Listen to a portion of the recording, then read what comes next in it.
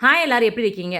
வறுத்து அரைச்ச மீன் குழம்பு. அதுக்கு 2 ஸ்பூன் அளவுக்கு மல்லித்தூள், 2 ஸ்பூன் அளவுக்கு நான் வந்து மிளகாய் தூள் எடுத்திருக்கேன். கொஞ்சம் ஜீரகம், மஞ்சள் தூள், மிளகு ஒரு 20, 30 சின்ன வெங்காயம், 7, 8 பூண்டு, 2 தக்காளி, நல்லா துருவுன தேங்காய், ஒரு 1/4 மூடி தேங்காய். வாங்க அது எப்படி செய்யலான்றத பார்க்கலாங்களா? கொஞ்சோன்னு எண்ணெய் கொஞ்சம் ஊத்திக்கலாம். எண்ணெய் ஊத்திட்டு நம்ம எடுத்து வச்சிருந்த பூண்டு, அ வெங்காயத்த போட்டுக்கலாம். போட்டுட்டு, இப்ப நம்ம எடுத்து வச்சிருந்த இந்த மல்லி, மிளகாய் இருக்கு இல்லையா? அந்த அந்த பவுடர்லாம் சேர்த்துக்கலாம். சேர்த்துட்டு நம்ம 2 தக்காளி எடுத்திருக்கோம்.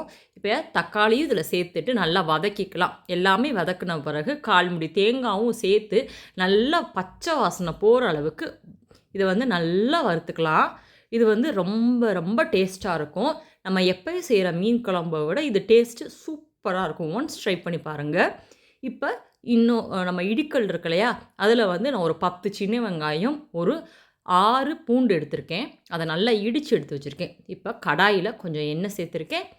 வெந்தயம், நல்லா வெந்தயம் பொரிஞ்சதும் நம்ம இடிச்சு வச்சிருந்த இந்த வெங்காயம், பூண்ட சேர்த்து 2 பச்சை மிளகாவ கீறி போட்டு, கொஞ்சம் கருவேப்பிலையும் இதில சேர்த்துக்கிறேன். எல்லாமே நல்லா பொரிஞ்சு வரட்டும். நல்லா நீங்க நல்லெண்ணெயில போட்டு நல்லா பொரிய பொரிய நல்லா செய்யுங்க. நல்லா கம கமன்னு இருக்கும். ஒன்ஸ் ட்ரை பண்ணி பாருங்க. நல்லா வித்தியாசமான சுவையில அவ்வளோ ஒரு டெம்ப்டிங்கா இருக்கும். இப்ப நம்ம நல்லா ஃபைன் பேஸ்ட்டா நம்ம அரைச்சு வச்சிருந்த இந்த வறுத்து அரைச்சோம் இல்லையா? அத நல்லா அரைச்சு எடுத்துட்டு வந்திருக்கேன். இப்ப இத சேர்த்து நல்லா உப்பு போட்டு தேவையான அளவு கொஞ்சம் தண்ணி மட்டும் கொஞ்சம் ஊத்திக்கோங்க. ஊத்திட்டு ஒரு லெமன் சைஸ் அளவுக்கு புளிய கரைச்சு எடுத்துட்டு வந்திருக்கேன். இப்ப அந்த புளி தண்ணியும் இதில சேர்த்துட்டு நல்லா இது கொதிக்கணும். நல்லா கொதிச்சு வரப்பயே அவ்வளோ ஒரு வாசமா இருக்கும். நீங்க எந்த வகை மீன்னாலும் சேர்த்துக்கலாம். நான் இன்னைக்கு எடுத்திருக்கிறது நல்லா சூப்பர் எம்மியான வஞ்சர மீன் எடுத்திருக்கேங்க. நல்லா இத கழுவி மஞ்சத்தூள் போட்டு, உப்பு போட்டு சுத்தப்படுத்தி எடுத்துட்டு வந்திருக்கேன். இந்த நல்லா குழம்பு நல்லா கொதிக்கட்டுங்க. கொதிச்ச பிறகு மாங்காய் நல்லா ஒரு 4, 5 தூள் மாங்காய், நல்லா கீறின பச்சை மிளகா, அப்படியே கடிப்படுறப்ப அவ்வளோ ஒரு டேஸ்ட்டா இருக்கும். இப்போ ஒரு மூடி போட்டு மூடி வச்சா நம்மளுக்கு பச்சை வாசம் ஃபுல்லா போயிரும் கம்ப்ளீட்டா.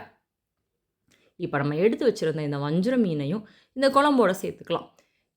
நல்லா சேர்த்துட்டு திருப்பி நம்ம மூடி போட்டு மூடி வச்சா, நல்லா சுட சுட வடிச்ச சோறு.